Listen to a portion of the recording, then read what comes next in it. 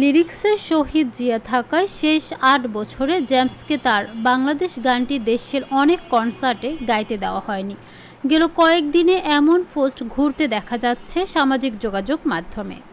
আসলেই কি এমন কোনো বাধা ছিল জেমসের? বিষয়টি অদতে কতটা সত্য জানতে চাওয়া হয়েছিল জেমসের ব্যান্ড নগর বাউলের কাছে।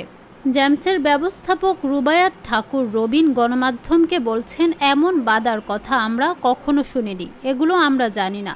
একই সঙ্গে রবিন আরও জানিয়েছেন, দেশ এখন ক্রান্তি লগ্নে আছে, ছোটখাটো বিষয়গুলো বড় করে না দেখাই ভালো, দেশকে নিয়ে আমাদের ভাবতে হবে।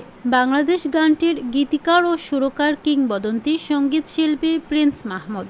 অন্তর্জালে গুজব ছড়ানো হচ্ছে শহীদ জিয়া শব্দ দুইটির কারণে গানটি গাইতে নিষেধ করা হয়েছিল জেমসকে।